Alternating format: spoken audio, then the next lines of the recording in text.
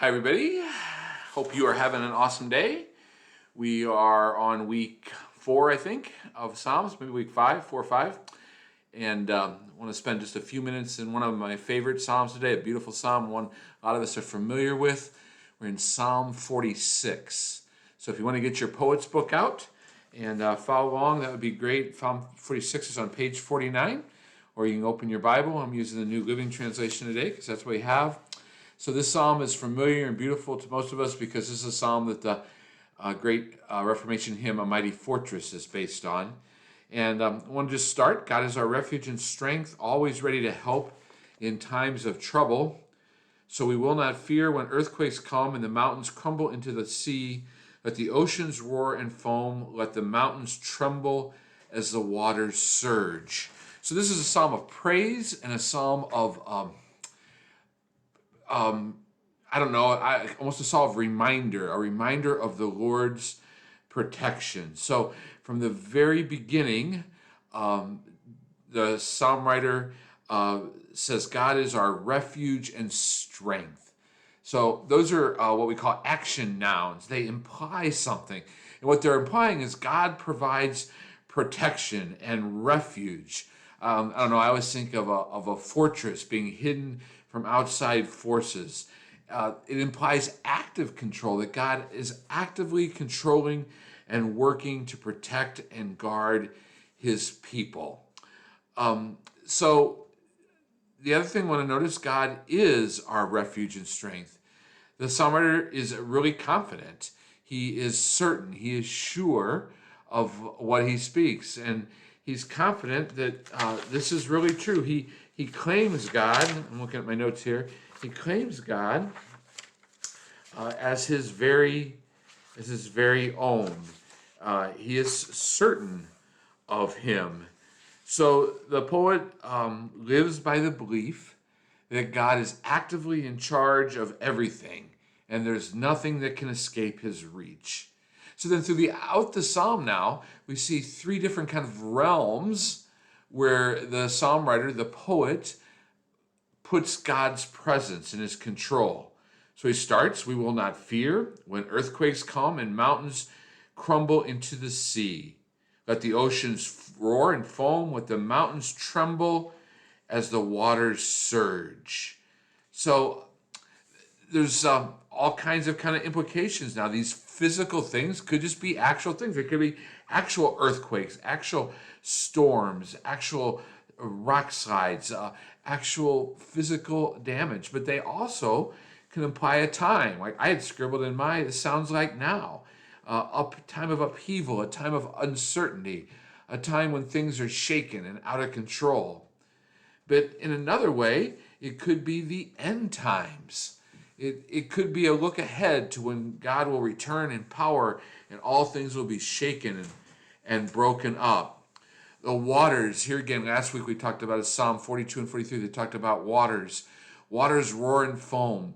Kind of has both and kind of imagery. For one, it can be destructive, it can be overwhelming, it can be dangerous. But then in another way, it can be a calming and soothing and solving.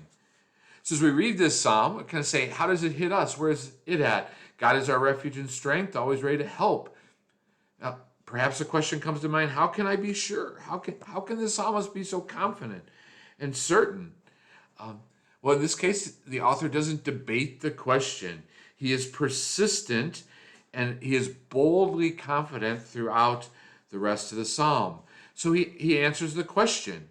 He says, so when the world is in chaos, when the mountains are crumbling and falling, when the earth is shaking, then there's a river that brings joy to the city of our God, the sacred home of the Most High. So what's he do? He pictures a safe place, a dwelling place, a place of refuge. God dwells in that city.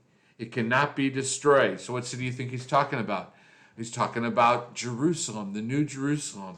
God is there. And what's in New Jerusalem? The sanctuary, the tabernacle.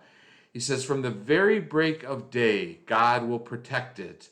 So the only other place in the Old Testament where that image is used, the break of day, is when Moses, after the night of the Israelites crossing the Red Seas, held up his staff, and it says, at the break of the day, the waters tumbled back and rolled over the Egyptians.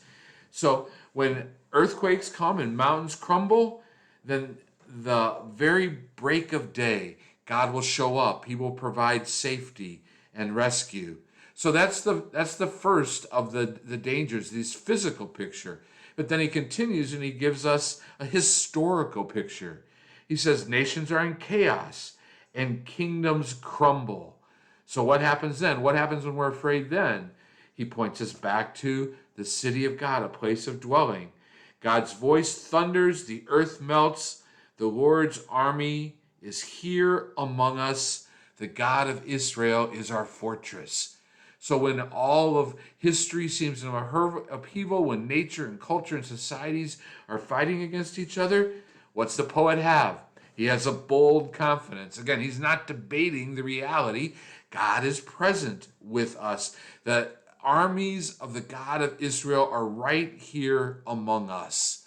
So already we're beginning to see Jesus language. We're seeing language of the Word became flesh and made his dwelling among us. And then he says there's a place to be, those inside the wall and those outside the wall. Let's read on. Come, see the glorious works of the Lord. See how he brings destruction upon the world, how he causes wars to end throughout the earth. He breaks the bow and he shatters the spear. He burns the shields with fire. So if we're outside this safe place, outside this wall, there is destruction. There is devastation. The Lord punishes.